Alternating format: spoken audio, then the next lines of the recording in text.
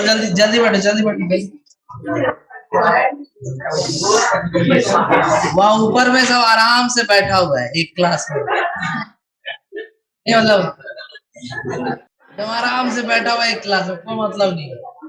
ऐसे लगता है कि कहीं पे बारात नहीं जाते हैं कि बैठ के नाश्ता आएगा उसके बाद उठेंगे। चलो ये इधर देखो, रहने दो उसको खुला, हवा आएगा ना।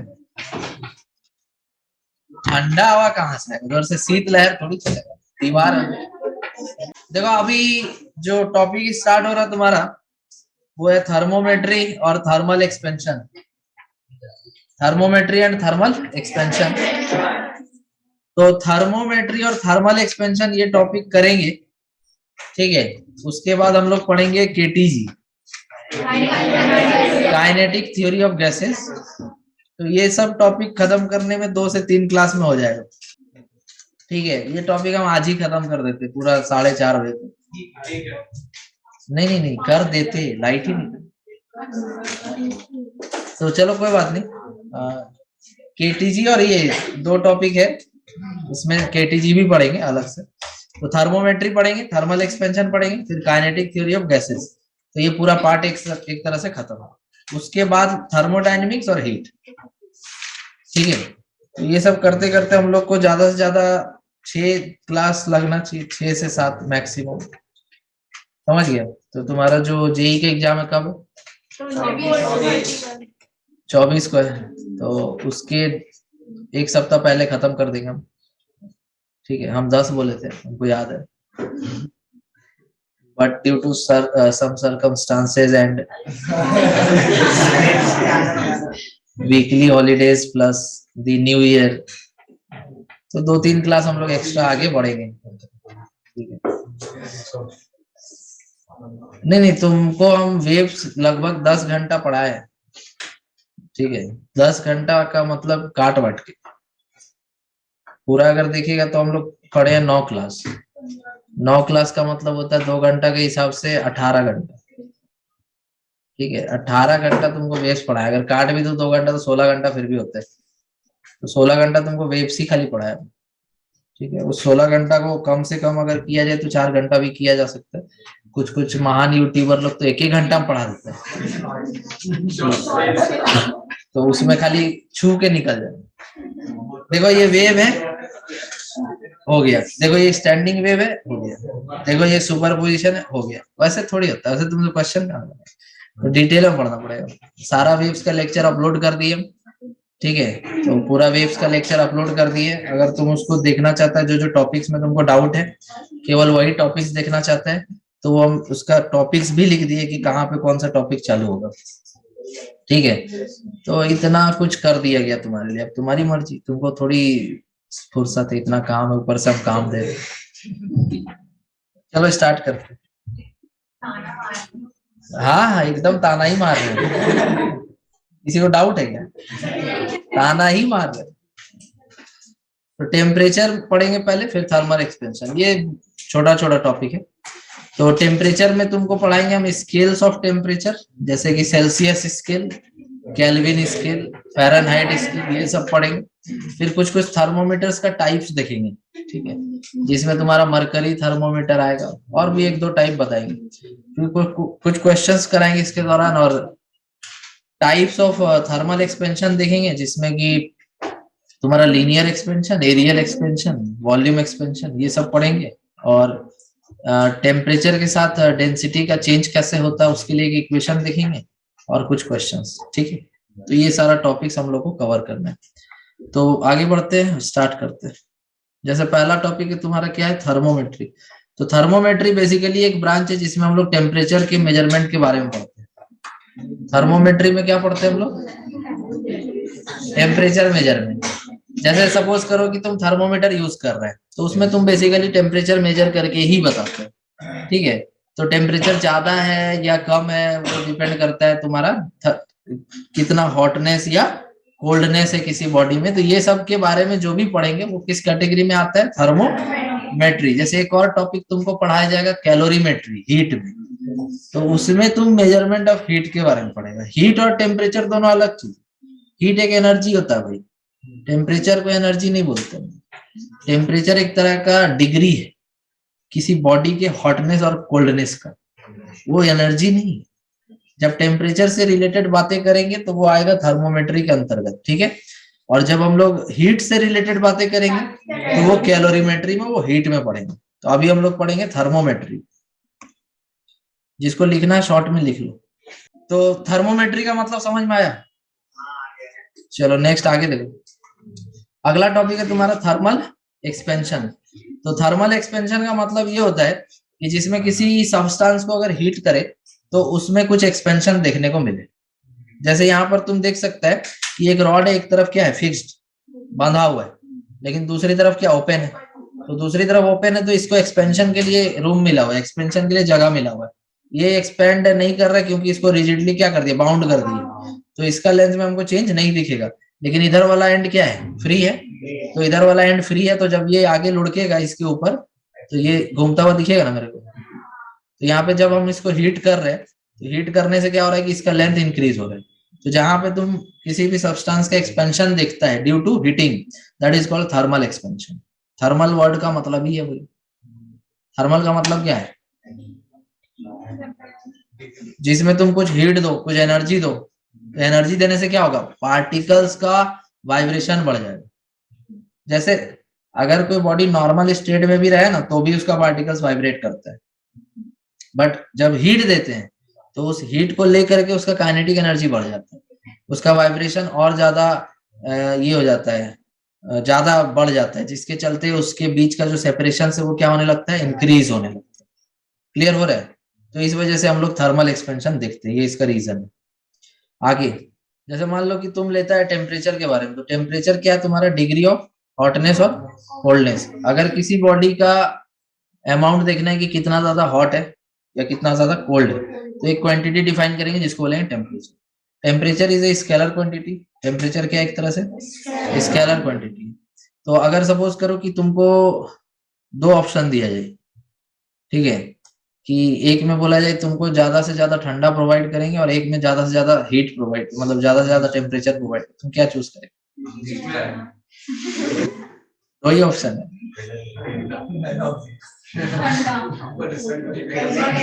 देखो ठंडा में क्या है, ठंडा कुछ हद तक हम लोग बर्दाश्त कर सकते हैं, ये तुम मानता है ना। लेकिन जो गर्म होता है उसको थोड़ा सा हमारे लिए क्या हो जाता है, पेनफुल हो जाता है कि नहीं। जैसे तुम क्या करो कि बर्फ को छुओ, चलेगा, कोई दिक्कत नहीं है, उसका तापमान कितना 0 डिग्री सेल्सियस। लेकिन वही तुम 100 डिग्री सेल्सियस पानी को छू, तो तुम ज्यादा ऑप्शन जो चूज कर रहा है वो क्या चूज करना चाहता है, कोल्ड वाला, ठीक है। तो ये बेसिकली कोई बॉडी ठंडा है, गर्म है, हॉट है, कोल्ड है, इसका मेजरमेंट के लिए जो टर्म यूज करेंगे दैट इज कॉल्ड टेम्परेचर। और ये क्या होगा, स्केलर क्वांटिटी होगा। स्केलर समझते हैं? अब आते हैं स्केल्स पे, ठीक है। देखो तीन तरह का स्केल हम लोग पढ़ेंगे। पहला पढ़ेंगे फ़ारेनहाइट, सेल्सियस, केल्विन। तो फ़ारेनहाइट, सेल्सियस और केल्विन, इन तीनों में से सबसे ज्यादा कंफर्टेबल हम लोग होते हैं सेल्सियस में, ठीक है।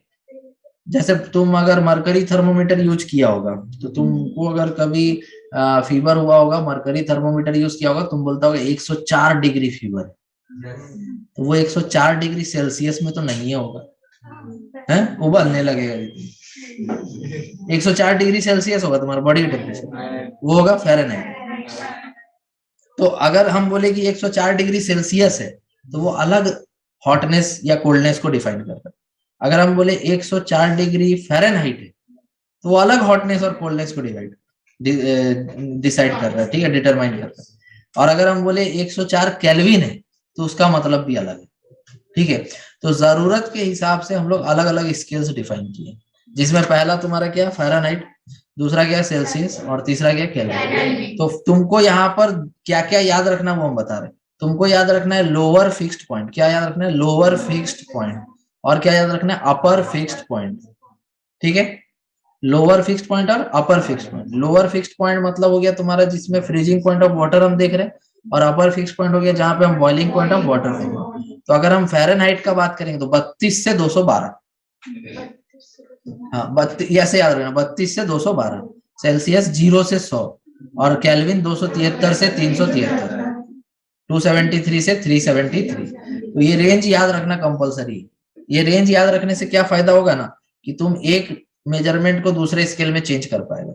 जैसे अगर हम बोल रहे हैं, ध्यान से देखो, जैसे अगर हम बोल रहे हैं मेरा बॉडी का टेम्परेचर है 104 डिग्री फ़ारेनहाइट, तो सेल्सियस में कितना होगा, तो ध्यान से देखो कैसे निकालते हैं। एक फॉर्मूला बताएंगे, तुमको फ़ारेनहाइट से किस में बदलना है, सेल्सियस।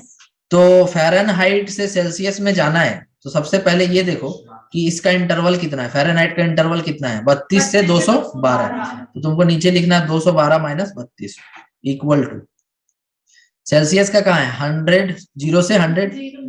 हाँ, ये हम जा रहे हैं कितना से 104 पे जा रहे हैं, कहाँ से जा रहे हैं 32 से, और इस पर हम सी कितना होगा नहीं पता, लेकिन कहाँ से जा रहे हैं 0 से। तो इस इक्वेशन को जब हम सॉल्व करेंगे ना तो सी का वैल्यू आ जाएगा। समझ रहा बात, क्या फॉर्मूला है, तो देखो टेम्परेचर ऑन वन स्केल 104, उसके बाद लोअर फिक्स्ड पॉइंट जो कितना था 32 divided by upper fix point जो कितना था 212, लोअर फिक्स पॉइंट कितना था 32। ये एक साइड का हो गया। फिर दूसरे साइड भी वही करना है, टेम्परेचर ऑन अदर स्केल जो सेल्सियस होगा, लोअर फिक्स पॉइंट कितना था इसका 0, सेल्सियस का अपर फिक्स पॉइंट कितना था 100 और लोअर कितना था 0। तो जब इसको हम सॉल्व करेंगे तो सी का वैल्यू आ जाएगा ना, तो सी का वैल्यू हम निकालते हैं, ये हो जाएगा सी बाई 100 और इधर 104 माइनस 32 कितना होता है 72 और डिवाइडेड बाई 180 है ना, तो यहाँ से सी का वैल्यू आ जाएगा 72 बाई 180 इंटू 100 मतलब 40 डिग्री सेल्सियस। तो अगर तुम्हारा बॉडी का तापमान 104 डिग्री फ़ारेनहाइट है, इसका मतलब कि तुम्हारा बॉडी 40 डिग्री सेल्सियस पर, जो बहुत ज्यादा है, बॉडी के टेम्परेचर से बहुत ज्यादा है। समझ रहे हो, बॉडी का नॉर्मल टेम्परेचर कितना होता है 37 के आसपास, है ना। अगर तुम्हारा बॉडी का टेम्परेचर 37 37.5 है तो वो क्या है, नॉर्मल माना जाएगा। अगर वो ज्यादा हो गया, 101 हो गया, 102 हो गया, तो वो तुमको एक तरह से क्या है, फीवर है। तो वो हम लोग किसमें देखते हैं, फ़ारेनहाइट। तो किसी भी एक स्केल को दूसरे स्केल में कन्वर्ट कर सकते हैं। क्या तुमको ये फॉर्मूला याद रखने की जरूरत है, नहीं है, बस तुमको लोअर फिक्स पॉइंट और अपर फिक्स पॉइंट याद रखना है और कुछ भी याद नहीं रखना। ठीक है, बाद बाकी एक अगर दिया हुआ है तो एक यहाँ रख देंगे, दूसरा नहीं दिया हुआ यहाँ रख देंगे, फिर इसको सॉल्व कर देंगे। जैसे हमको एक क्वेश्चन दिया है यहाँ पे, क्वेश्चन है कि express the temperature of 60 degree Fahrenheit in degree Celsius and kelvin. तो देखो हमको कोई फॉर्मूला याद नहीं, बस हमको ये याद है कि फ़ारेनहाइट में नीचे 32 होता है, ऊपर 212 होता है, सेल्सियस में 0 होता है, ऊपर 100 होता है, और केल्विन में 273 होता है और ऊपर 373 होता है और केल्विन होता है। बस हमको इतना ही याद है और हमको कोई फॉर्मूला याद नहीं रखना। तो हम यहाँ पे क्या करेंगे, सबसे पहले हमको सेल्सियस में जाना है ना, किससे जाना है, फ़ारेनहाइट से सेल्सियस में। तो C minus 0 by 100 minus 0, C minus 0 by 100 minus 0 equal to इसमें फ़ारेनहाइट से ना, तो फ़ारेनहाइट से कितना से 60 से, तो 60 माइनस 32 बाई 212 माइनस 32, तो ये हो जाएगा C by 100 equal to 60 minus 32 कितना हो जाएगा 28 बाई 180। तो यहाँ से C आ जाएगा कि नहीं, बोलो समझ आ रहा है। तो ये आ जाएगा तुम्हारा 2800 डिवाइडेड बाई 115.55। बोलो क्लियर है, समझ रहा बात। अब केल्विन में जाना है, ठीक है, तो केल्विन में जाना तो फिर से लिखो K minus 273 by 373 minus 273 equal to कहां से, फ़ारेनहाइट से। तो 60 माइनस 32 बाई 212 माइनस 32, तो K माइनस 273 बाई 180 हो जाएगा, और इधर 60 माइनस 32 कितना 28 और ये हो गया 180, 180 180 कटिए।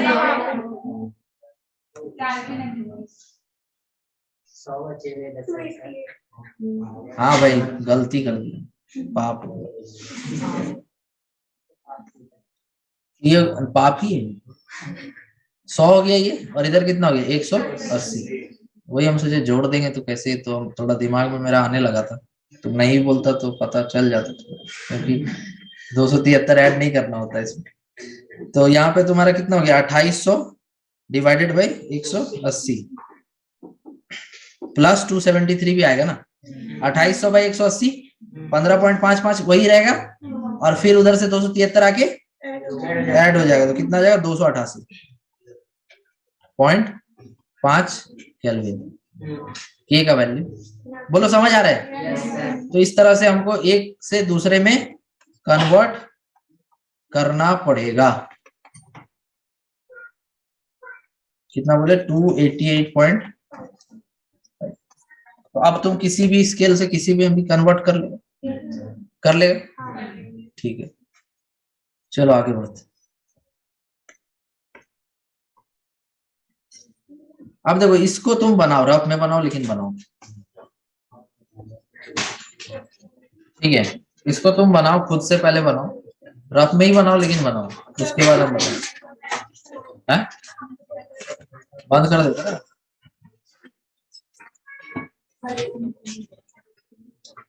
जल्दी बनाओ जल्दी, क्वेश्चन वैश्चन नहीं लिखना है, बस सॉल्यूशन करके देखो तुमसे हो रहा है कि नहीं। ये faulty scale has its fixed point marked as 5 degree and 95 degree.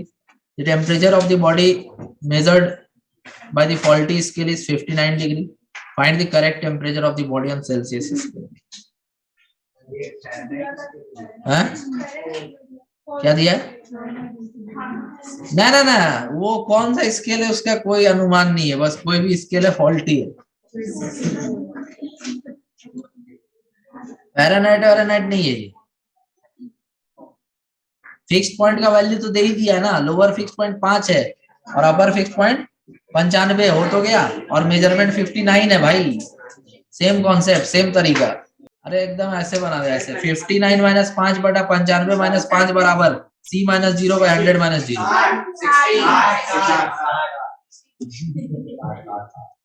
देखो देखो सेम तरीका, C minus 0 by 100 minus 0 equal to, ये 59 दे रहा है, लोअर 5 है, अपर 95 माइनस 5, तो C बाई 100 ये कितना होगा रे? 54 बाई 90, तो C इक्वल टू हो जाएगा 54 बाई 90 इंटू 100, 9 6 जा 54, तो 60 डिग्री सेल्सियस हो गया। तरीका सीखो, कोई फॉर्मूला नहीं याद रखना, ठीक है। किसी एक से दूसरे में आराम से कन्वर्ट किया जा सकता है, बहुत आसान टॉपिक है इसमें। बोलो समझ आ रहा है? डाउट है किसी को? आगे बढ़ो, किसी को डाउट है? अब आते हैं हम लोग थर्मोमीटर्स पढ़ेंगे। क्या पढ़ेंगे? थर्मोमीटर्स। ये तुम्हारा जो थर्मोमीटर काम करेगा वो काम करेगा थर्मोमेट्रिक प्रॉपर्टी पे। अब इसका मतलब क्या होता है ध्यान से सुनो। जैसे सपोज करो कि तुम एक मरकरी का थर्मोमीटर लिया है, तो जब तुम मरकरी थर्मोमीटर लिया है तो उसमें जो चेंज होता है, क्या चेंज होता है? मरकरी का लेंथ। हीट होने से मरकरी एक्सपेंड करता है, और जब वो एक्सपेंड करता है तो उसका हाइट बढ़ता है, और उस हाइट को देख करके हम उसमें मार्किंग कर देते हैं और फिर हम टेम्परेचर बता देते हैं। तो थर्मोमेट्रिक प्रॉपर्टी वो प्रॉपर्टी है जो टेम्परेचर से डिपेंडेंट है, जो टेम्परेचर पे डिपेंडेंट है, टेम्परेचर के चेंज होने से वो भी चेंज हो रहा है, ठीक है। जैसे सपोज करो कि तुम लेंथ का बात कर लिया, तो लेंथ टेम्परेचर के चेंज होने से चेंज होता है, वॉल्यूम भी चेंज होता है, साथ में प्रेशर, रेजिस्टेंस, ये सब क्वांटिटीज भी टेम्परेचर के चेंज होने से चेंज होता है। रेजिस्टेंस तुम जब ओम्स लॉ पढ़ रहा था तो उसमें क्या लिखा था ब्रैकेट में कि the temperature should be constant, all other factors should be constant, तब जाकर के V इक्वल टू आई आ रहा था। दैट मीन्स कि उसके चेंज होने से क्या हो जा रहा था, रेजिस्टेंस चेंज हो जा रहा था, और हमको उसमें V equal to I R में R को क्या रखना होता है, कांस्टेंट रखना होता है, तब जाकर के V और I डायरेक्टली प्रोपोर्शनल होता है। पढ़ा था ना जी? तो ये रेजिस्टेंस हो गया, प्रेशर हो गया, लेंथ हो गया, वॉल्यूम हो गया, ये सब थर्मोमेट्रिक प्रॉपर्टी, इन सब का चेंज देखा जाता है कब, जब हम किसी टेम्परेचर में चेंज देखते हैं। तो इन सब का यूज करके हम अलग अलग तरह का थर्मोमीटर्स बनाते हैं। तो यहाँ पर क्या हो रहा है, क्या हो रहा है यहाँ पे? थर्मोमेट्रिक प्रॉपर्टी वो प्रॉपर्टीज है जो टेम्परेचर के चेंज होने से चेंज होता हुआ दिखे, जिसका एग्जांपल हो जाएगा लेंथ, वॉल्यूम, प्रेशर, रेजिस्टेंस। तो इनके बेसिस पे हम अलग अलग तरह का थर्मोमीटर बनाते हैं। तो जब हम फॉर्मूला लगाएंगे तो वही फॉर्मूला लगाएंगे, देखो यहाँ पे ध्यान से देखना, T minus 0 by 100 minus 0 equal to कोई अननोन पे, कोई अननोन स्केल या कोई unknown thermometer, temperature at T minus lower fix point, upper fix point, lower fix point. Same formula है कि नहीं? अभी हम थोड़ी देर पहले तुमको क्या सिखाए, जैसे सेल्सियस से फ़ारेनहाइट, तो C minus 0 by 100 minus 0 F minus 32 by 212 minus, तो भाई वही चीज तो लिख रहे हैं हम यहाँ, T minus 0 by 100 minus 0 equal to वही एफ की जगह क्या आ गया, टेम्परेचर जो unknown X minus X zero मतलब लोअर फिक्स पॉइंट पे टेम्परेचर, अपर फिक्स पॉइंट का टेम्परेचर माइनस लोअर। तो यहाँ एक्स की जगह पे हम जो प्रॉपर्टीज है मेरा थर्मोमेट्रिक प्रॉपर्टीज वो रख देंगे। एक्स की जगह पे क्या रख देंगे, लेंथ। क्यों रख देंगे लेंथ, क्योंकि टेम्परेचर के डायरेक्टली प्रोपोर्शनल है ना। टेम्परेचर चेंज होने से लेंथ बढ़ जा रहा है, टेम्परेचर बढ़ने से रेजिस्टेंस बढ़ जा रहा है। तो हम इसी फॉर्मूला को यूज कर लेंगे और याद कैसे रखेंगे, जैसा पहले बताए, एक से दूसरे में जैसे कन्वर्ट करने बताए थे उसी तरह से थर्मोमीटर का फॉर्मूला भी हमको याद रखना है। ठीक है, इसमें एक्स का मतलब है थर्मोमेट्रिक प्रॉपर्टीज, जो भी रहेगा उसके हिसाब से हम रख देंगे। तो इसको हम तुमको करके आगे दिखाते हैं। देखो जैसे ये कौन सा थर्मोमीटर है, मरकरी थर्मोमीटर। तो मरकरी थर्मोमीटर में मेरा जो चेंज होगा, लेंथ चेंज होता है ना। मरकरी के एक्सपेंशन से जो होता है उसका लेंथ क्या होता है, ऊपर चढ़ता जाता है। जितना ज्यादा ऊपर चढ़ रहा है मतलब उतना ज्यादा टेम्परेचर वो बढ़ रहा है। तो हम यहाँ पर जहां जहां एक्स था वहां एल रख दें, क्योंकि एल क्या एक तरह से थर्मोमेट्रिक प्रॉपर्टी है ना भाई। एक्स क्या है, थर्मोमेट्रिक प्रॉपर्टी है, टेम्परेचर चेंज होने से वो भी चेंज होगा, डायरेक्टली प्रोपोर्शनल मान रहे हैं हम यहाँ। तो जैसे हमको मान लो टेम्परेचर पता करना है, क्या पता करना है, टेम्परेचर। तो अगर मेरे को टेम्परेचर पता करना है तो हम देख लेंगे कि टी पे कितना लेंथ है। टेम्परेचर टी हमको नहीं पता है, लेकिन टेम्परेचर टी पे लेंथ कितना वो आंखिया से देख सकता है, नहीं देख सकता। तो तुम यहाँ पे जैसे आंख से देख लिया कि अच्छा इतना लेंथ है, कितना लेंथ है, इतना लेंथ है, कितना टेम्परेचर है उस टाइम नहीं पता, हम निकालना चाहते तो लेंथ तो हमको पता रहेगा, देख के बता देंगे। ठीक, लोअर फिक्स्ड पॉइंट पे कितना लेंथ रहेगा वो तो हम ऑलरेडी देख रहे थे पहले से, आ रहा समझ में। और अपर फिक्स्ड पॉइंट पे कितना लेंथ होगा वो भी हम देख सकते हैं कि 100 डिग्री पे जाके देख लिए कितना लेंथ है, समझ आ रहा है। 100 डिग्री तापमान करके हम नहीं देख पाएंगे कितना लेंथ है, 0 डिग्री तापमान करके नहीं देख पाएंगे कितना लेंथ, इजिली देख लेंगे। तो ये सब नोन है, क्या हो गया यहाँ पे पता चल गया मेरे को, क्योंकि हम यहाँ पे लेंथ के बारे में बात कर रहे हैं। तो जब हमको लेंथ पता चल जाएगा टेम्परेचर टी पे, तो वो वैल्यू केवल यहाँ रखना रहेगा, और वो वैल्यू रखने से हमको टेम्परेचर पता चल जाएगा। आ रहा समझ। तो अगर इस पे न्यूमेरिकल आता है तो तुमको यही ध्यान में रखना है कि T equals to L T minus L zero by L 100 minus L zero into 100। ठीक है, अब इसमें एल टी का मतलब वो लेंथ है जो तापमान आप निकालना चाहते हैं, जिस तापमान पे आप निकालना चाहते हैं वैल्यू, टी का वैल्यू, उस पर लेंथ हम देख के बता रहे हैं कि हाँ इतना लेंथ है, और इस फॉर्मूला में उसका वैल्यू रख दे रहे तो मेरा टेम्परेचर भी कैलकुलेट हो जा रहा है। तो हुआ कि नहीं लेंथ थर्मोमेट्रिक प्रॉपर्टी यूज हो गया ना उसका। तो ये एक तरह का क्या थर्मोमीटर हो गया, मरकरी थर्मोमीटर। बोलो क्लियर है, आगे बढ़ते हैं। दूसरा थर्मोमीटर क्या तुम्हारा, कांस्टेंट वॉल्यूम गैस थर्मोमीटर। हाँ हाँ, ये सब बेसिक क्वेश्चन है, इजी क्वेश्चन जो आएगा भी तो मैक्सिमम लोग बना देते हैं। ठीक है, अगर तुमको इसका क्वेश्चन बनाना है तो तुम एचसी वर्मा की किताब लेना, ठीक है, उसमें तुम शुरू का एक्सरसाइज का कुछ क्वेश्चंस बना लेना, तुमको दिखेगा कि यही सब फॉर्मूला उसमें लग रहा है बस। ठीक, वो कर लेना जाके, तुम्हारा ये टॉपिक पूरा क्लियर हो जाएगा, कुछ ज्यादा माथा पेची यही नहीं। हाँ क्या था, constant value, constant volume gas thermometer, समझ रहा बात। जैसे देखो पीवी इक्वल टू क्या पड़ता तुम, एनआरटी आइडियल गैस इक्वेशन तुम पढ़ते हो। सिंपल सा बात है कि इस क्वेश्चन, इस टॉपिक में पहले बोल दिया कि वॉल्यूम को क्या लेना है, pressure is directly proportional to temperature भाई, pressure is a thermometric property. तो जहां जहां एक्स था वहां प्रेशर रख, टेम्परेचर पता चल जाए। तो समझ आ रहा है, तुम पहले लेंथ रख रहा था क्योंकि पहले लेंथ का चेंज हम देख रहे थे और उसी के हिसाब से टेम्परेचर कैलकुलेट कर रहे थे। अब हम लेंथ के हिसाब से नहीं कर रहे क्योंकि अब मेरे पास वो प्रॉपर्टी यहाँ पे कुछ एप्लीकेबल है ही नहीं, हम अलग तरह का थर्मोमीटर ले रहे हैं। हम यहाँ पर ले रहे हैं कांस्टेंट वॉल्यूम गैस थर्मोमीटर। तो अगर हम कांस्टेंट वॉल्यूम गैस थर्मोमीटर ले रहे हैं तो इस केस में तो हमको देखना पड़ेगा क्या, जो प्रॉपर्टी चेंज होगा टेम्परेचर के साथ। तो जो प्रॉपर्टी यहाँ चेंज होगा टेम्परेचर के साथ वो तो तुम्हारा प्रेशर है, वॉल्यूम तो कांस्टेंट है। तो इसको देखो कैसे ये काम कर रहा है, देखो इसमें क्या हो रहा है, ये क्या है, एक कंटेनर है, इसके अंदर क्या भरा हुआ है, पानी वानी कुछ भरा हुआ है, और ये जो देख रहे हैं इसको बल्ब बोलते, बल्ब, नाम बल्ब है काम नहीं। तो ये एक तरह का बल्ब है, पूरा पूरा स्फेरिकल राउंड शेप है, पैक्ड है, इसमें पानी अंदर नहीं घुस सकता है। अब यहाँ नीचे क्या करने लगे, हीट, तो पानी गर्म हो गया।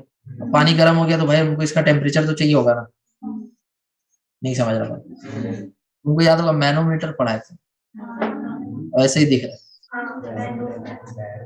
मैनोमीटर भी पढ़ाए थे भाई, मैनोमीटर बैरोमीटर दोनों पढ़ाए थे, खाली बैरोमीटर पढ़ाए, तुम पढ़ी नहीं। तो मैनोमीटर पढ़ाए थे, उसमें हम तुमको क्या मेजर करके बताए थे, pressure, pressure exerted by the gas.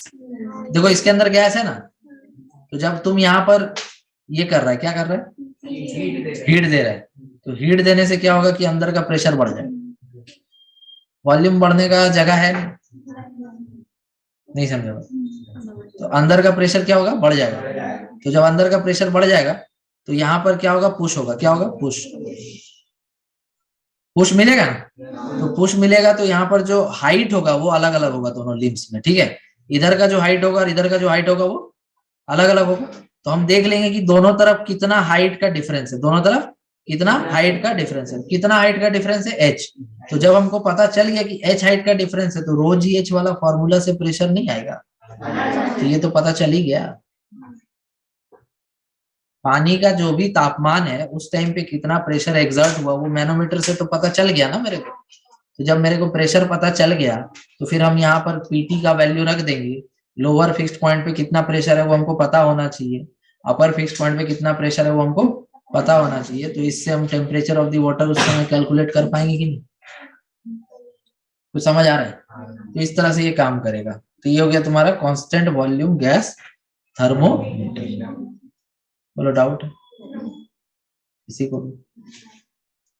तुम बोलेगा सर नाम है कांस्टेंट वॉल्यूम गैस थर्मोमीटर, रख रहे हैं प्रेशर, अरे नाम कांस्टेंट वॉल्यूम है इसीलिए तो प्रेशर रख रहे हैं, जो टेम्परेचर के साथ चेंज करेगा वो रखेंगे ना। तो जब हम वॉल्यूम को कांस्टेंट कर दिए तो प्रेशर ही ना टेम्परेचर के साथ चेंज करेगा, तो इस वजह से जहां जहां एक्स था वहां क्या आ जाएगा, पी। अगला है तुम्हारा प्लैटिनम रेजिस्टेंस थर्मोमीटर। क्या है, प्लैटिनम रेजिस्टेंस थर्मोमीटर। तुमको ये भी पता होना चाहिए कि जब किसी वायर से करंट पास कराओ तो उसका रेजिस्टेंस क्या हो जाता है, हीट होता है, वो हीट होता है, हीट, ठीक है। अगर हीट हुआ तो रेजिस्टेंस क्या होगा, चेंज हो जाता है। जैसे कि तुम सपोज करो कि एक मेटल ले लो, उससे करंट पास कराओ तो हीट होगा, हीट होते होते उसका रेजिस्टेंस थोड़ा बढ़ेगा।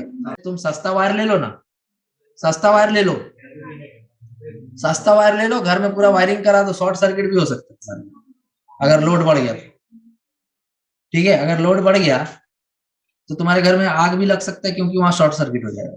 क्यों, क्योंकि वायर बहुत ज्यादा हीट हो जाएगा, रेजिस्टेंस ऑफर कर रहा है ना, तो रेजिस्टेंस क्या देगा, हीट एनर्जी। समझ रहा बात। यहाँ प्लेटिनम रेजिस्टेंस थर्मोमीटर में प्लेटिनम वायर यूज करने का क्या रीजन, मतलब उसका जो एनर्जी लॉस है हीट के फॉर्म में ज्यादा नहीं होगा, तो मेरा एक्यूरेसी बढ़ जाएगा। समझ रहा बात, मेरा एक्यूरेसी बढ़ जाएगा। जैसे सपोज हम यहाँ पर देख रहे हैं कि हम क्या लगा दिए, इस तरह का ट्यूब है, अब इसके अंदर हम ले लिए एक नॉन इंडक्टिव प्लेटिनम एलिमेंट जिसमें से हम क्या पास कराएंगे, करंट, ठीक है। तो करंट जब पास कराएंगे तो हम उसका रेजिस्टेंस का वैल्यू पता कर लेंगे कितना है, और जो तुम्हारा लोअर फिक्स्ड पॉइंट और अपर फिक्स्ड पॉइंट में रेजिस्टेंस दिया वो रख देंगे यहाँ पे। तो यहाँ पर हम डायरेक्टली प्रोपोर्शनल देख रहे हैं टेम्परेचर और रेजिस्टेंस को। टेम्परेचर बढ़ने पे रेजिस्टेंस बढ़ता है, टेम्परेचर बढ़ने पे रेजिस्टेंस बढ़ता है, तो जो भी यहाँ पे रेजिस्टेंस है वो भी बढ़ेगा जैसे जैसे तुम क्या करेगा, टेम्परेचर को बढ़ाएगा। तो सपोज करो कि एक टाइम पे हम मेरा टेम्परेचर आ चुका है टी, तो उस टाइम हम रेजिस्टेंस पता कर लेंगे, इसी समय पे जो मेरा रेजिस्टेंस है वो हम पता कर लेंगे, ठीक है। और इस फॉर्मूला का यूज करके हम टेम्परेचर भी बता देंगे, क्योंकि जैसे जैसे टेम्परेचर बढ़ाएंगे वैसे वैसे रेजिस्टेंस भी बढ़ेगा, टेम्परेचर के चेंज होने से रेजिस्टेंस भी चेंज होगा। तो अगर टेम्परेचर के चेंज होने से रेजिस्टेंस चेंज हो रहा भाई, तो तुम वहां पर रेजिस्टेंस का वैल्यू कैलकुलेट कर लो, और जो तुम्हारा थर्मोमेट्रिक प्रॉपर्टी वाला फॉर्मूला था उसमें जहां जहां लेंथ था, जहां जहां प्रेशर था, वहां क्या रख दो, रेजिस्टेंस। बोलो समझ आ रहा है? कैसा थर्मोमीटर है पहले ये बताओ, कांस्टेंट वॉल्यूम गैस थर्मोमीटर, जिसका फॉर्म, हाँ वेरी गुड, बहुत अच्छा। Pressure at T minus pressure at O zero by pressure at 100 minus pressure at 0 into 100। तो अब यहाँ देखो टेम्परेचर टी पे प्रेशर कितना है रे भाई, 82.5 सेंटीमीटर ऑफ मरकरी। कॉलम। अब इसको चेंज मत करने लगना भाई, चेंज करेगा तो ऊपर नीचे दोनों चेंज करेगा तो चेंज करके फायदा क्या हो? तेरे को 10 रुपया दिया और एक झाप मारे फिर 10 रुपया ले लिए, तो दिए क्या तुमको? कुछ दिए तुमको। तो उसी तरह से यहाँ पर जो प्रेशर है वो जिसमें सेंटीमीटर में दिया है कॉलम ऑफ मरकरी, तो उसको चेंज नहीं करना। चेंज कैसे करते थे हम लोग? जैसे 76 सेंटीमीटर ऑफ Hg पढ़े थे, तो उसको हम लोग चेंज करते थे, रोज ही H लिखते थे। वो सब कुछ नहीं करना है, क्योंकि जब चेंज करेंगे तो ऊपर भी चेंज करेंगे और नीचे भी चेंज करेंगे। तो जब चेंज ऊपर नीचे दोनों करना है तो बैलेंस हो जाएगा ना। तो सिंपल है। टेम्परेचर टी पे कितना था जी? 85.5 माइनस, अच्छा 82.5, और जीरो पे 66 बाई 88 माइनस 66 इंटू 100 हो गया। हो गया। होमवर्क के रूप में समझ गया क्या करना है? ये चैप्टर उठाना है तुम्हारा, चैप्टर ये सेकेंड पार्ट में, या हाँ सेकेंड पार्ट में होगा शायद, उसमें देखना पहला ही चैप्टर होगा, ठीक है, हीट नाम से। मेरे ख्याल से चैप्टर 23 होगा, हमको कंफर्म नहीं। तो वो तुम जा करके क्वेश्चन नंबर एक्सरसाइज के 1 से 10 कर लेना, उसमें तुमको सारा थर्मोमीटर वाला क्वेश्चन। 82.5 माइनस 66 बटा 22 इंटू 100, 75 रे। आगे देखो, डिटेल बात करेंगे थर्मल एक्सपेंशन के बारे में, ठीक है। थर्मल एक्सपेंशन के बारे में थोड़ा डिटेल में बात करेंगे। जैसे अगर किसी मैटर को हीट कर रहे हैं, देखो इधर हल्ला कर, अगर किसी मैटर को हीट कर रहे हैं तो energy of atom increases and hence the average distance between them also increases which results in thermal expansion. ये शुरू में ही बताया। अगर पार्टिकल्स ठंडा है तो भी वाइब्रेट करो, बट उसका वाइब्रेशन का काइनेटिक एनर्जी कम होगा। हीट करने पे उसका काइनेटिक एनर्जी बढ़ जाएगी। काइनेटिक एनर्जी बढ़ने से क्या होगा? मार काट होने का, ठीक है, दूर दूर जाना चालू कर देगा। इंटरमोलिकुलर फोर्सेस जो अट्रैक्शन वाला था वो क्या हो जाएगा? वीक, जिसके चलते डिस्टेंस क्या हो जाएगा? बढ़ जाएगा। तो यही रीजन है तुम्हारा थर्मल एक्सपेंशन, ठीक है। अब ये थर्मल एक्सपेंशन सबसे तुमको कम किस में दिखेगा? सॉलिड्स में, और सबसे ज्यादा गैसेस में। सॉलिड्स में कम इसलिए दिखेगा क्योंकि उसके मॉलिक्यूल्स के बीच का अट्रैक्शन फोर्स बहुत अधिक होता है, तो हमको बहुत ज्यादा टेम्परेचर देना पड़ेगा तब जाकर के उसका शेप में चेंज हमको देखने को मिलेगा, ठीक। अब एक लोहा लिया, आयरन रॉड लिया एक, और उसको अगरबत्ती के सामने रख दिया, तो सर एक्सपेंशन ही नहीं हो रहा। अरे कहाँ से उतना हीट एनर्जी तुम दे रहे क्या? तो जब उतना एनर्जी दे ही नहीं रहा तो उसका मॉलिक्यूल्स को फर्क क्या पड़ा? तो एक्सपेंशन थोड़ी देखने को मिलेगा। वही तुम उसको बहुत ज्यादा टेम्परेचर पे ले जाओ, धीरे धीरे उसका मॉलिक्यूल सेपरेट दूर दूर होने लगेगा और वो पिघल जाए। अरे ऐसा होता है। तो लेकिन हमको सॉलिड्स में सबसे कम थर्मल एक्सपेंशन देखने को मिलेगा, गैसेस में सबसे ज्यादा इसलिए देखने को मिलेगा क्योंकि इसके मॉलिक्यूल्स के बीच का अट्रैक्शन फोर्स ऑलरेडी कम है, थोड़ा भी एनर्जी देने पर और वो एक्सपेंड हो जाएगा। अगला टॉपिक है तुम्हारा टाइप्स ऑफ थर्मल एक्सपेंशन, जिसमें पहला क्या आता है? Linear expansion. अब ये linear expansion related to length होगा। लीनियर एक्सपेंशन किससे रिलेटेड होगा? लेंथ से। जैसे सपोज करो, इसको देखो ध्यान से, जैसे सपोज करो कि हम एक फॉर्मूला यहाँ लिख रहे हैं, फिर उसको एक्सप्लेन करेंगे। L equals to L naught, ठीक है, 1 प्लस अल्फा डेल्टा थीटा। इसका मतलब देखो क्या है, इसका मतलब ये है कि L equals to L naught plus L naught alpha delta, ठीक है, समझ रहा बात? जिसमें तुम्हारा L नॉट है तुम्हारा इनिशियल लेंथ, और अल्फा है तुम्हारा coefficient of linear expansion. Coefficient of linear expansion, इसका ऐसा यूनिट क्या होगा भाई? एक्सपेंड पर केल्विन, पर केल्विन, ठीक है। थीटा यहाँ क्या है?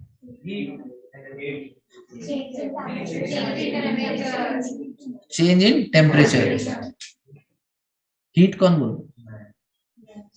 एंगल वो डेल्टा थीटा क्या, change in temperature, L not initial length और अल्फा क्या, कोफिशिएंट ऑफ लीनियर एक्सपेंशन, और ये एल क्या है, फाइनल लेंथ। ध्यान से देखना तुम, सपोज करो कि एक 100 सेंटीमीटर का रॉड है, ठीक है, सेम मटेरियल का एक और रॉड है जिसका लेंथ है 10 metre.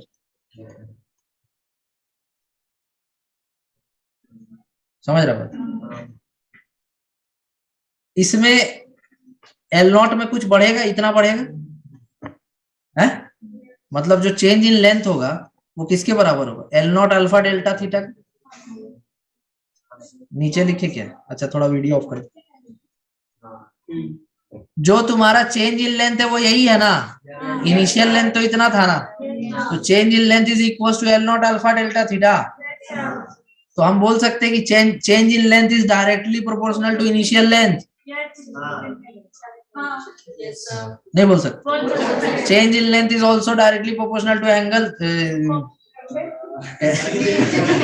Temperature, change in temperature. ठीक है, तो ध्यान से देखो, अगर हम इसका तापमान बढ़ा दे, इसका तापमान हम बढ़ा के 0 से कर दे 50 डिग्री सेल्सियस, ठीक है, और इसका भी तापमान कर दे 0 से 50 डिग्री सेल्सियस, तुम हमको बताओ ज्यादा एक्सपेंशन किस में देखेगा, जिसकी लेंथ ज्यादा होगी 10 मीटर वाले में। एक है 100 सेंटीमीटर और एक है 10 मीटर, तो 10 मीटर का लेंथ बहुत अधिक है उससे। इसमें अगर सेम टेम्परेचर दोनों में बढ़ाया जाए तो फिर भी तुमको ज्यादा एक्सपेंशन बड़े वाले रॉड में दिखेगा। मटेरियल सेम है दोनों, अल्फा सेम है, ठीक है, नहीं नहीं नहीं, दोनों सेम मटेरियल है, दोनों रॉड है, सेम मटेरियल है। 100 सेंटीमीटर वाला का टेम्परेचर 0 से 50 कर दिए और 10 मीटर वाला का टेम्परेचर भी 0 से 50 कर दिए, तो जाहिर सा बात है कि हमको ज्यादा एक्सपेंशन 10 मीटर वाले में ही दिखे। ठीक है, लॉजिकल भी है और ये प्रैक्टिकल भी। बोलो क्लियर है यहाँ तक? इसका एग्जांपल हम तुमको और देते हैं, देखने का बात भूल जाओ, सबसे पहले देखने का बात भूल देखने का बात मत सोचो, लॉजिकल बात सोचो यहाँ पे कि बहुत बड़ा स्ट्रक्चर है, ठीक है, तो बहुत बड़ा स्ट्रक्चर में जो चेंज होगा वो ऑलरेडी ज्यादा होगा। छोटा स्ट्रक्चर है तो उसमें चेंज भले तुमको दिख रहा होता हुआ, लेकिन वो उसके सामने भी कुछ भी नहीं होगा। नहीं समझ रहा बात? सेम ही स्ट्रक्चर, रिंग ले लो, रिंग ले लो, एक का रेडियस ले लो r और एक का ले लो 10,000 r, भले तुम r में थोड़ा चेंज होता हुआ देख लो, बड़े वाले में जो चेंज होगा वो भी बहुत अधिक होगा, उसका रेडियस 10,000 गुना ज्यादा है भाई, उसका एक्सपेंशन अधिक होगा उससे। बोलो यहाँ तक सही है? तो अभी तुम एक फॉर्मूला जो सबसे इंपॉर्टेंट है वो ये सीखा कि delta L is equal to L not alpha delta. अब जैसे सपोज करो दो सेम लेंथ ले रहे, सेम लेंथ 10 सेंटीमीटर और ये भी 10 सेंटीमीटर, तो 10-10 सेंटीमीटर का दोनों है, इसका तापमान बढ़ा दिए 0 से 50 और इसका तापमान बढ़ा दिए 0 से 500। ये तो तुमको पूरा क्लियरली समझ आ गया होगा कि 500 वाले में ज्यादा एक्सपेंशन होगा, क्योंकि दोनों का लेंथ हम सेम मान रहे हैं, तो कंफ्यूजन यहाँ पे कोई होने का चांस नहीं। बात समझ रहा है? और ये भी होता है कि मटेरियल कैसा है उसके हिसाब से भी एक्सपेंशन, इसीलिए यहाँ पे अल्फा भी, अल्फा क्या, कोफिशिएंट ऑफ लीनियर एक्सपेंशन। जैसे कॉपर लिया तो कॉपर का जो कोफिशिएंट ऑफ लीनियर एक्सपेंशन होगा वो डिफाइंड होगा, स्टील लिया तो उसके लिए अल्फा डिफाइंड होगा, तो अगर कोई भी स्टील का मटेरियल लेगा तो उसके लिए अल्फा वही रहेगा, कोई भी कॉपर का मटेरियल लेगा तो उसके लिए अल्फा वही रहेगा। तो अल्फा पे भी तुम्हारा एक्सपेंशन डिपेंड करेगा, अलग अलग मटेरियल का एक्सपेंशन अलग अलग हो सकता है। तो यहाँ पे तुमको दो फॉर्मूला याद रखना पड़ेगा, पहला कौन सा, ये वाला, और दूसरा कौन सा, ये वाला। ठीक है, बोलो डाउट है? चलो आगे बढ़ते हैं। जैसे यहाँ एक क्वेश्चन दिया हुआ है, इसको पढ़िए और बनाने का प्रयास कीजिए। Length of a steel rod is 5 centimetre longer than that of brass rod. एक स्टील रॉड है और एक ब्रास का रॉड है, तो स्टील वाला रॉड 5 सेंटीमीटर लंबा है। If this difference in their length is to remain same at all temperature, then find the length of brass rod. Coefficient of linear expansion for steel and brass are this and this. तुम देख रहे coefficient of linear expansion का value कितना कम है, -6, 10⁻⁶। बहुत minute change हम लोग को देखने को मिलता है थर्मल एक्सपेंशन। अब तुम बोलेगा सर एक 100 सेंटीमीटर का आयरन रॉड है, उसको हीट किए तो उसका लेंथ हो गया 200 सेंटीमीटर। ऐसा थोड़ी होता है यार, अल्फा का वैल्यू इतना कम है कि वो चेंज बहुत कम हो गया है। 2 इक्वेशन बनेगा, दोनों को सॉल्व करना सिंपल, 10 सेंटीमीटर। और बताइए, चलो बनाते। सबसे पहले length of steel rod 5 centimetre अधिक है, 10 आ रहा है, वेरी गुड, बहुत अच्छा। Length of steel rod is 5 centimetre longer than brass rod, तो ब्रास रॉड का लेंथ मान लेते हैं एलबी और स्टील का मान लेते हैं एलएस। तो एलएस जो होगा वो ब्रास से कितना ज्यादा होगा, 5, ऐसे होगा। उसके बाद बोल रहा है कि if there difference in their length is to remain same, मतलब जो एलएस माइनस एलबी का जो वैल्यू है कितना है, 5। तो चाहे तुम टेम्परेचर बढ़ा दो फिर भी ये लेंथ चेंज नहीं होना चाहिए, समझ रहे हो? टेम्परेचर बढ़ाने से स्टील का लेंथ भी बढ़ेगा और ब्रास का लेंथ भी बढ़ेगा, तो दोनों का लेंथ इस तरह से बढ़े कि जो डिफरेंस है वो अभी भी 5 ही रहे, यही सवाल है। तो इसके लिए आप बताइए कि जो ब्रास है उसका लेंथ कितना होगा। अल्फा एस का वैल्यू कितना दिया हुआ है, 12 × 10⁻⁻6 पर डिग्री सेल्सियस, और अल्फा बी का वैल्यू कितना दिया हुआ है, 18 × 10⁻�6 पर डिग्री सेल्सियस। सिंपल सा बात है कि अभी तुमको एक फॉर्मूला पढ़ाए हम कि delta L equals to L not alpha delta theta. तो हम डेल्टा एस लिखना चाहते हैं स्टील के लिए, तो यहाँ एस और यहाँ एस। टेम्परेचर जब बढ़ाएंगे तो दोनों का एक ही रेट से बढ़ाएंगे ना रे, हैं? तो delta theta is equal to क्या आ जाएगा, delta L S by L S alpha. इतना समझ में आया? सेम फॉर्मूला हम किसके लिए लिख देंगे, ब्रास के लिए। तो यहाँ पे चेंज इन टेम्परेचर तो हमको दोनों रॉड में सेम ही करना है ना। अब एक रॉड का टेम्परेचर पूरा बढ़ा दिया और क्वेश्चन बना कहाँ फिर, दोनों का टेम्परेचर सेम अमाउंट से बढ़ाएगा तब ना तुम कंपेयर करेगा। तो डेल्टा थीटा इक्वल टू क्या हो जाएगा, बोलो यहाँ तक समझ आया? दोनों को इक्वेट कर सकते हैं हम लोग। तो delta L S by L S alpha S equals to delta L B by L B alpha B. यहाँ से डेल्टा एल एस और डेल्टा एल बी कट जाएगा रे।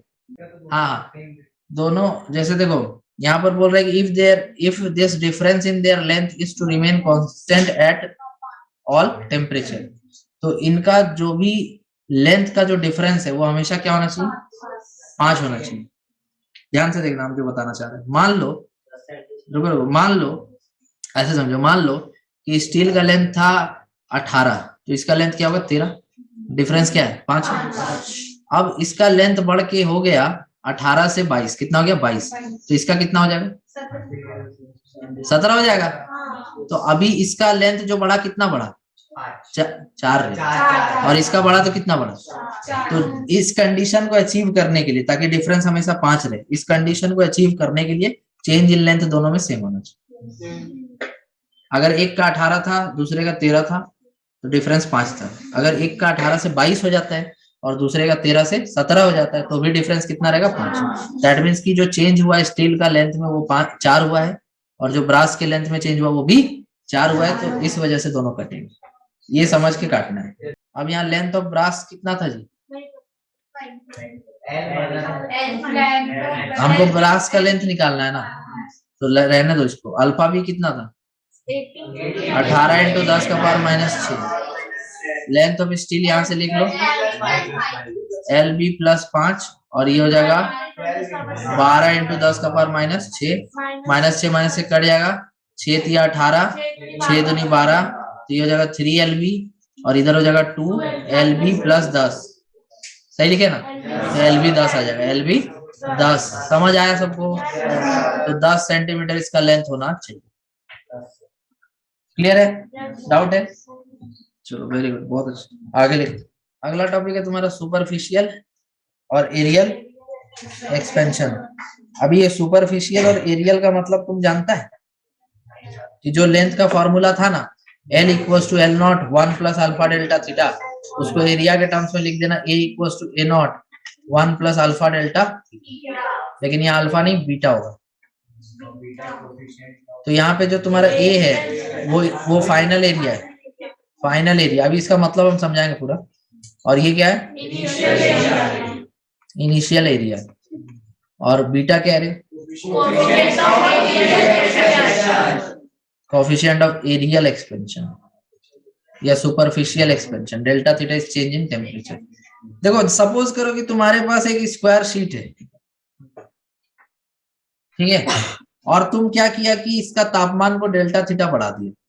तो जब तुम इसका तापमान को डेल्टा थीटा बढ़ा दिया तो उस वजह से क्या होगा, इसमें एक्सपेंशन होगा और इसका एरिया जो है वो पहले से बढ़ जाएगा। समझ आ रहा है? जैसे मान लो पहले एरिया ए नॉट था, कितना था? ए नॉट, और जब बढ़ गया तो कितना हो गया? ए। तो इसमें हम ये जानते हैं कि इसका लेंथ भी बढ़ा होगा और ब्रेड्थ भी। नहीं समझ रहा? तो सपोज करो ये स्क्वायर है, क्या ये स्क्वायर है? तो अगर ये स्क्वायर है तो इसका साइड होगा, मान लो कि ए, साइड क्या है? ए, या एल ले लो, साइड क्या है? एल, है ना? तो इनिशियल एरिया जो है वो तुम्हारा ए नॉट क्या हो जाएगा? एल इंटू एल, यही होगा ना? अगर हम दोनों तरफ फ्रैक्शनल वैल्यू ले तो क्या करना होगा हमको? Delta A naught by A not equals to 2 times of delta L by L.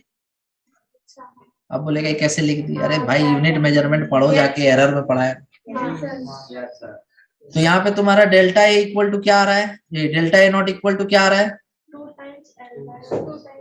या A by A not equals to 2 times delta L का वैल्यू अभी लिखाए थे, L not alpha delta theta upon L, मतलब वही L not शुरू वाला length. अरे एल मतलब एल नॉट शुरू वाला लेंथ ही तो है ना? आ रहा समझ में? कंफ्यूज नहीं होने का। कंफ्यूज हो गया? Very good. एल और एल कट गया, यहां से क्या आ गया? 2 अल्फा डेल्टा थीटा। तो फाइनली मेरे को मिला कि delta A naught is equal to A naught 2 alpha delta theta. That means 2 alpha की जगह हमको क्या दिख रहा है? A naught beta delta theta.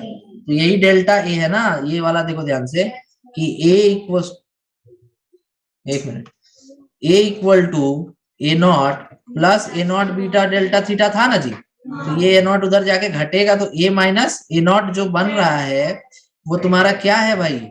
वही तो डेल्टा ए है। तो डेल्टा इक्वल टू क्या आया? ए नॉट बीटा डेल्टा थीटा। यही फॉर्मूला तुमको हम निकाल के बताए। तो यहाँ पे भी 2 फॉर्मूला याद रखना है, कि ये वाला और एक ये वाला, दोनों एक ही है। एक चीज और तुमको नोटिस करना है कि बीटा की जगह क्या था? 2 अल्फा। बोलो समझ आया? ये हो गया तुम्हारा एरियल एक्सपेंशन।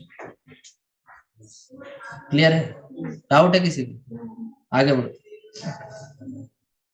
यहाँ पे बीटा का यूनिट भी वही होगा।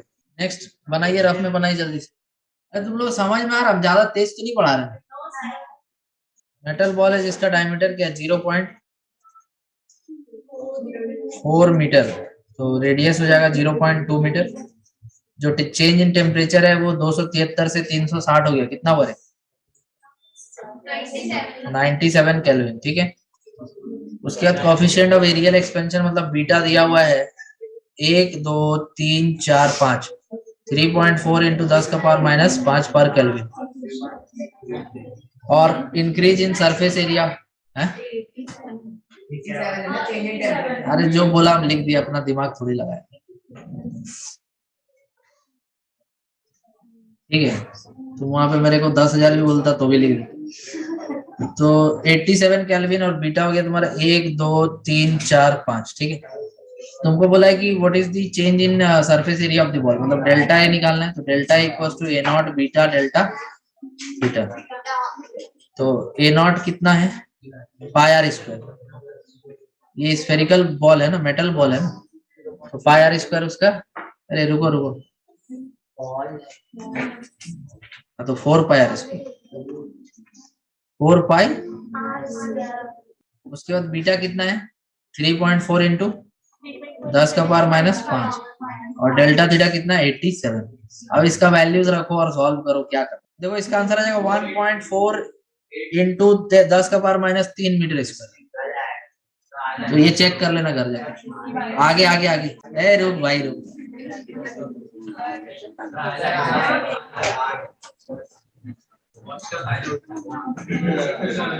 अभी 10 मिनट है।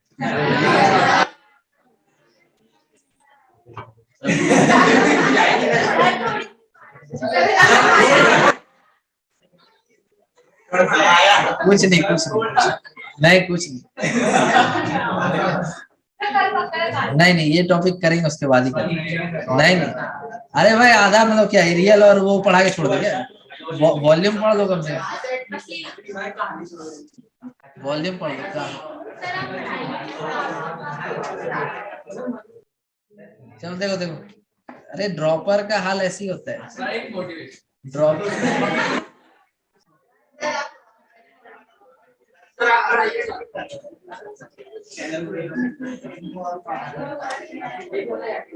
मोटिवेशन आज मूड नहीं है, देखो इधर चुपचाप से बस पढ़ा रहे हैं, कुछ बोल कहाँ रहे हैं। कैसा स्क्वायर बन गया? अरे मेरे को क्यूब बनाना था, क्यूब। जैसे सपोज करो एक क्यूब लिया, ठीक है। अब इस क्यूब में इसका साइड है A, L L L not, L not, ठीक है। तो इसका जो वॉल्यूम हो जाएगा, इनिशियल वॉल्यूम हो जाएगा, तो इनिशियल वॉल्यूम इक्वल टू हो जाएगा L into L into L, L cube, है ना। तो अगर हम इसको डिफरेंशिएट करेंगे एरर्स वाला फॉर्मूला से, तो delta V not by V not equals to delta 3 delta L not by, फिर यहाँ से delta V not equal to आ जाएगा 3, देखो डेल्टा एल नॉट को लिख देंगे L not alpha delta theta by L not, L not cut जाएगा, तो delta V not by V not equals to 3 alpha delta theta.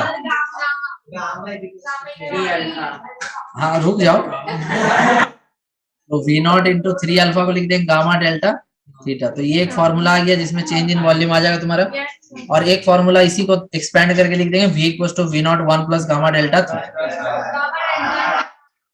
बोलो क्लियर हुआ? ठीक है, लास्ट एक और बस।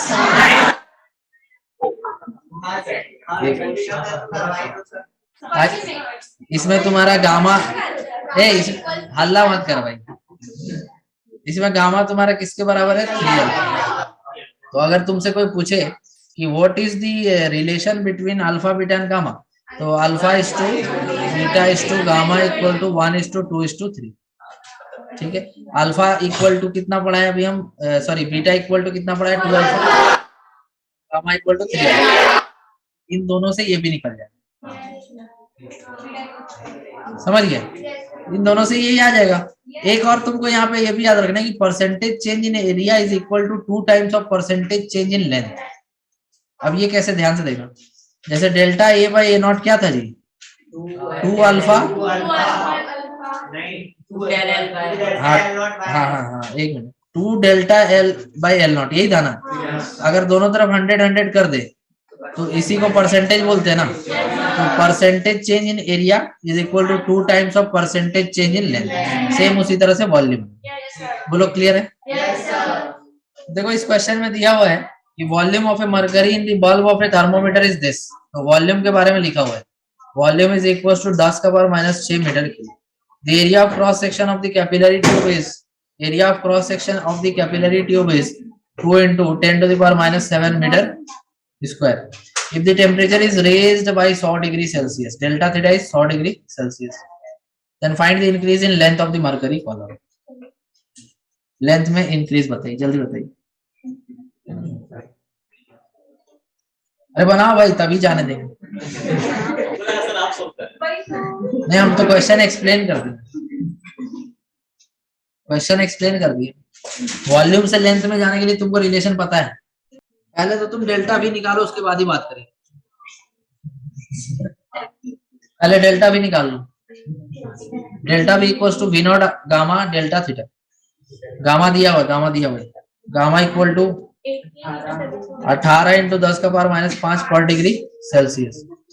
तो यहाँ पर जैसे डेल्टा भी निकालने, डेल्टा भी हो जाएगा v naught gamma delta theta. V naught का वैल्यू है तुम्हारा, यही वी नॉट है, ठीक है, 10 का पावर माइनस 6, गामा 18 इंटू 10 का पावर माइनस 5 और डेल्टा थीटा 100। तो यहाँ से -6 -5 -11 में 2 या 9, तो 18 इंटू 10 का पावर माइनस 9। तो तुमको पता होगा कि जैसे अगर मान लो वॉल्यूम लिखना, तो वॉल्यूम एरिया इंटू हाइट होता है, ठीक है। तो अगर मेरे को सपोज करो कि इसमें जो वॉल्यूम है, एक मिनट, एरिया इंटू हाइट होता है वॉल्यूम, तो अगर मान लो इसमें थोड़ा सा वॉल्यूम बढ़ गया, इतना वॉल्यूम बढ़ गया, ठीक है, तो इसका एरिया तो वही रहेगा, ठीक है, और लेंथ हो जाएगा तुम्हारा डेल्टा एल। तो ये जो है ये क्या चेंज इन वॉल्यूम है, तो चेंज इन वॉल्यूम को हम लिख देंगे area into change in length. तो चेंज इन लेंथ यहाँ से आ जाएगा delta we upon area. Delta we कितना है 18 इंटू 10 का पावर -9 और एरिया कितना है रे भाई 2 इंटू -7। तो यहाँ से 2 से 9 बार में और ये इसका -2 9 इंटू 10 का पावर -2 मीटर मतलब 9 सेंटीमीटर 9 सेंटीमीटर समझ आ गया। तो 9 सेंटीमीटर तुम्हारा यहाँ पे आंसर हो जाएगा। आज का क्लास यहीं तक खत्म होता है,